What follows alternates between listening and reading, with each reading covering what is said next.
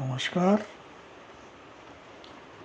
मैं आप सभी का अपने एस्ट्रो चैनल ज्योतिष की पाठशाला में आपका एस्ट्रो फ्रेंड खुशबीर गुप्ता आप सभी का स्वागत करता हूं।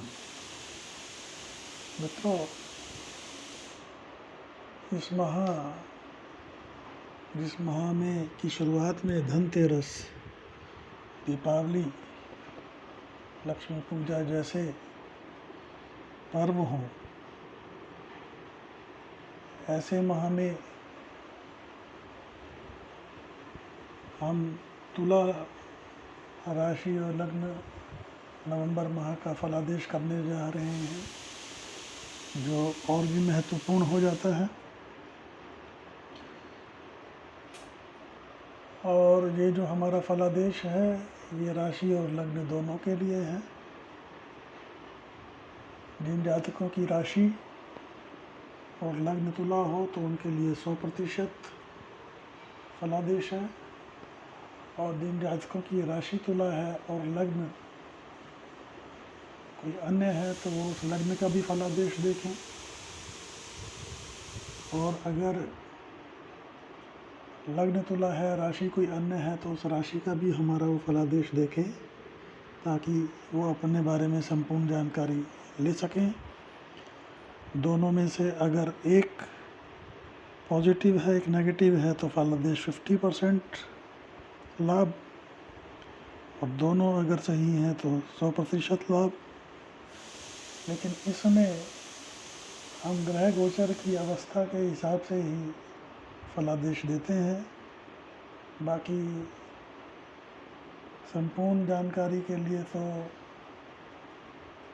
महादशा, अंतरदशा, नक्षत्रों इत्यादि सबका अध्ययन करना पड़ता है, तभी व्यक्ति विशेष के बारे में फलादेश किया जाता है। लेकिन ग्रह गोचर के हिसाब से नवंबर माह में तुला राशि एवं लग्न वालों का क्या फलादेश होगा, आज हम उसका अध्ययन करेंगे। इससे पहले कि हम अध्ययन करें, नवंबर माह में ग्रहों की ग्रह गोचर स्थिति के बारे में जानकारी लें। लग्न में, तुला लग्न के अंदर चंद्रमा 4 से लेके 5 तारीख तक गोचर करेंगे। बुध 2 नवंबर से लेके 20 नवंबर तक गोचर करेंगे। उसके उपरांत वो वृश्चिक में चले जाएंगे। मंगल पूरे माह लग्न में ही गोचर करेंगे। सूर्य 16 नवंबर तक नीचस्थ होकर लग्न में गोचर करेंगे। उसके उपरांत वृश्चिक में गोचर कर जाएंगे। केतु धन भाव में वृश्चिक राशि में गोचर करेंगे पूरे माह, और उनके समसप्तक राहु वृषभ राशि में गोचर करेंगे। पराक्रम भाव में गुरु की राशि मूल त्रिकोण राशि में धनु में शुक्र गोचर करेंगे, और चतुर्थ भाव में शनिदेव अपनी ही राशि में पूरे माह गोचर करेंगे। और बृहस्पति अपनी नीच राशि को छोड़कर शनि की मूल त्रिकोण राशि में 20 नवंबर को गोचर कर जाएंगे। तो मित्रों, अब हम नवंबर माह में तुला राशि के जातकों की फलादेश की यात्रा प्रारंभ करते हैं। लग्न से, लग्न में स्थिति जो बनी हुई है ग्रहों की, उसके हिसाब से तुला राशि और लग्न वालों को भ्रम और भय के बावजूद और निर्बल आत्मविश्वास, क्योंकि यहाँ पे सूर्य जो है नीचस्थ रहेंगे 16 तारीख तक, तो आत्मविश्वास भी उनका डगमगाया रहेगा। उसके बावजूद सम्मान और सफलता का आधार बनाएगा। गृहस्थ के साथ कोई काम का निर्णय लेते हैं तो श्रेष्ठ रहेगा। यह समय तुला लग्न वालों के या राशि वालों के आत्मविश्वास और अविश्वास के बीच में पेंडुलम की तरह रहेगा और मन में बहुत से भ्रम और भय उत्पन्न करेगा। लेकिन जिस दिन स्थिरता आएगी तो ये समझ लीजिए कि आपकी अच्छी यात्रा प्रारंभ हो गई है। अब आ जाते हैं हम धन भाव में। धन भाव में केतु विराजमान है और धन भाव के स्वामी लग्न में बैठे हैं।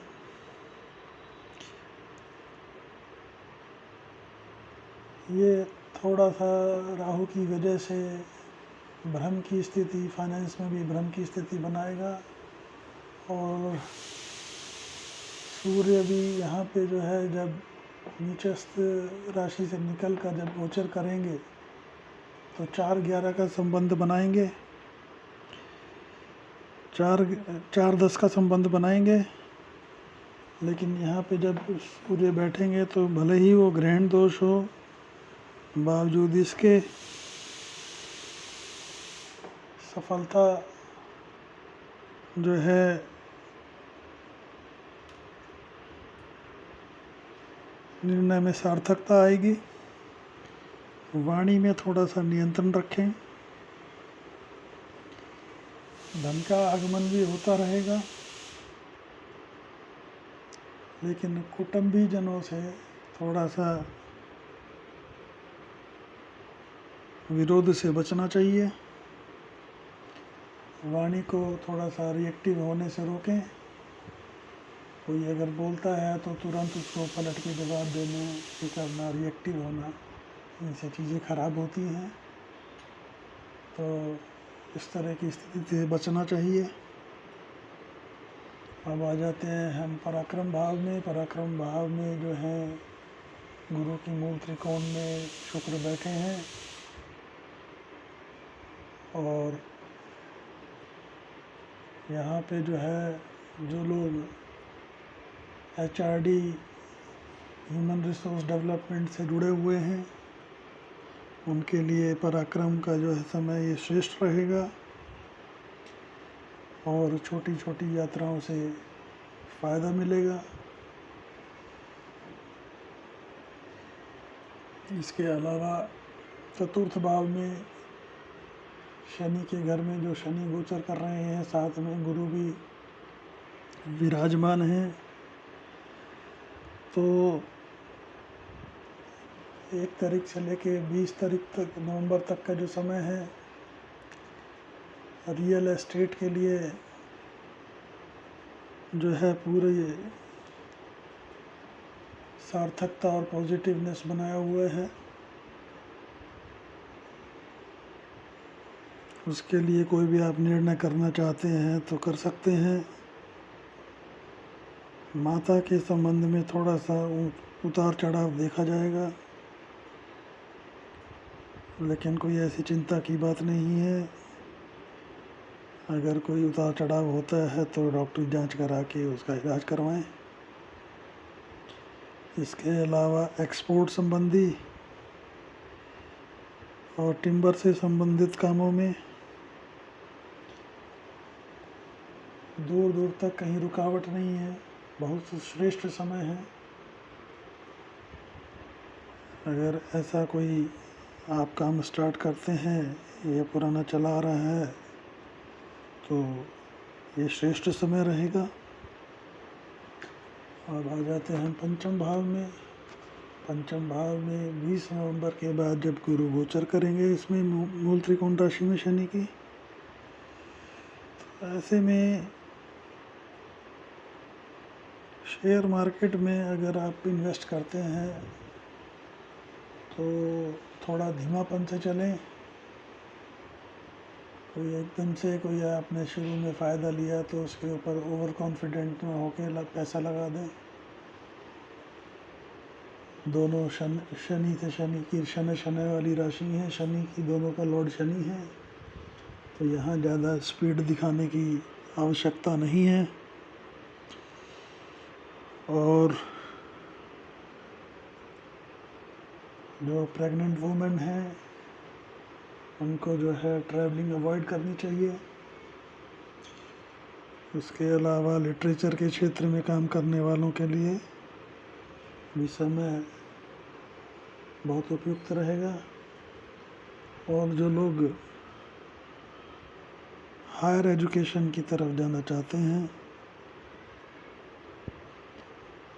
ये उनके लिए भी समय बहुत ही श्रेष्ठ रहेगा। अब आ जाते हैं हम षष्ठ भाव में। षष्ठ भाव में ये जो है गुरु की जल तत्व राशि, गुरु जब यहाँ पे बैठे हुए 3-11 का संबंध बनाएंगे, थोड़ा सा जो है गैस जनित स्टोमक से रिलेटेड प्रॉब्लम्स, आर्थराइटिस वगैरह की प्रॉब्लम, खान पीने का इनका सबका ध्यान रखें थोड़ा सा, क्योंकि यहाँ गोचर करने के बाद जो है 2-12 का संबंध बनेगा तो स्वास्थ्य में इस तरह की दिक्कतें आ सकती हैं। वेट पुट ऑन कर सकते हैं। और भूमि संबंधित कोई लोन इत्यादि लेने के लिए अगर जा रहे हैं तो हिचकिचाने की कोई ज़रूरत नहीं है, आप आराम से उसके लिए बढ़ सकते हैं। और इसके अलावा जब गुरु यहाँ पे 20 तारीख को यहाँ गोचर करेंगे तो 20 से लेकर 30 तारीख तक शत्रु आपको थोड़ा सा परेशान कर सकते हैं। तो उसके लिए थोड़ा सा संयम बरतें। अब आ जाते हैं हम सप्तम भाव में। सप्तम भाव में जो स्थितियाँ ग्रस्त में तनाव वाली बन रही हैं, क्योंकि गुरु और सूर्य जो है, सूर्य नीचस्थ है, गुरु जो है सूर्य नीचस्थ है और मंगल सप्तम भाव पे दृष्टि डालेंगे अपने ही ग्रह पे, थोड़ा सा जो है ग्रस्त में तनाव देते हैं। लेकिन व्यापार में जो है तेजी देखते ही बनेगी। और ऐसे में आपको थोड़ा सा सूर्य जो है अनुशासन में लाता है, लेकिन अपने अनुशासन को दूसरों को थोपने की कोशिश ना करें। ऐसे में अननेसेसरी तनाव उत्पन्न होगा। और फार्मास्यूटिकल बिजनेस में जो लोग जुड़े हैं उनके लिए भी समय अत्यंत श्रेष्ठ है। अब आ जाते हैं हम अष्टम भाव में। अष्टम भाव में थोड़ा सा अज्ञात भय, राहु की वजह से अज्ञात भय मिलेगा और गुरु की वजह से, शुक्र की वजह से व्यर्थ की क्लैशेस हो सकती हैं। लेकिन विदेश में आपकी जो है एक्सपोर्ट संबंधित ख्याति का डंका बज सकता है, लोगों को उसकी गूंज सुनाई देगी। अब आ जाते हैं हम नवम भाव में। भाग्येश बुध लग्न में बैठे हैं 20 तारीख तक, तो ऐसा समय जो है हायर एजुकेशन के लिए बहुत श्रेष्ठ है।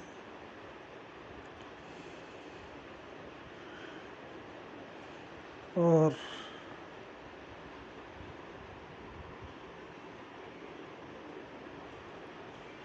इसके अलावा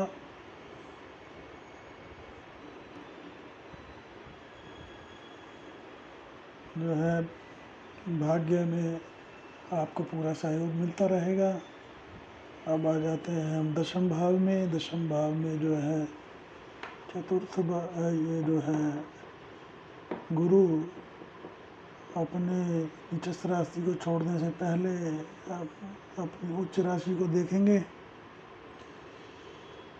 तो ऐसे में आपको व्यापारिक स्थिरता देंगे और कार्य और व्यापार दोनों की सिद्धि होगी। वह हर उम्र के प्राणियों पे, चाहे वो यंग हो चाहे बुजुर्ग हो, ये सबके लिए लागू है। और पिता के साथ व्यापार में साथ मिलकर अगर जिम्मेवारी उठा रहे हैं तो तरक्की मिलती चली जाएगी। अब आ जाते हैं हम लाभ भाव में। लाभ भाव में जो है सूर्य 3-11 का संबंध बना रहे हैं। 3-11 का संबंध बनाने से थोड़ा सा जो है लाभ की स्थिति मध्यम रहेगी, लेकिन तत्पश्चात 16 के बाद जब वो यहाँ गोचर कर जाएंगे तो थोड़ा सा स्थितियों में तेजी आएगी, लाभ में तेजी आएगी, बावजूद इसके कि ग्रहण दोष होने के बावजूद भी लाभ में वृद्धि होगी।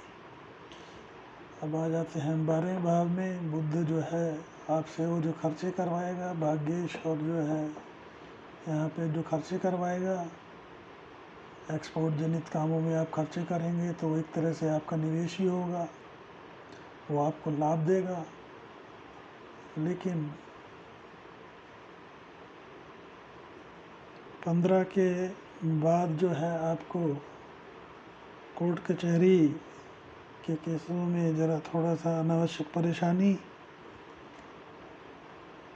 क्योंकि 15 तक परेशानी देगा, उसके उपरांत जो है समय अनुकूल है। तो मित्रों, हमने तुला राशि और लगने वालों का जो है नवंबर माह का अध्ययन किया और इसी के साथ अब जो है हम आपसे अनुमति चाहते हैं और आने वाले पर्व दीपावली की आपको बहुत बहुत शुभकामनाएं। हमारा अगर हमसे कोई आप ज्योतिष परामर्श चाहते हैं तो हमारा व्हाट्सएप नंबर है 8178113518 और आप अपने डिटेल्स जो है हमको व्हाट्सएप कर सकते हैं।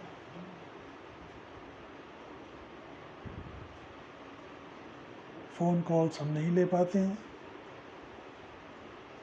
तो जो भी जानकारी होगी आपको हम व्हाट्सएप कर देंगे। इसी के साथ नमस्कार, बहुत बहुत धन्यवाद। वंदे मातरम, जय हिंद।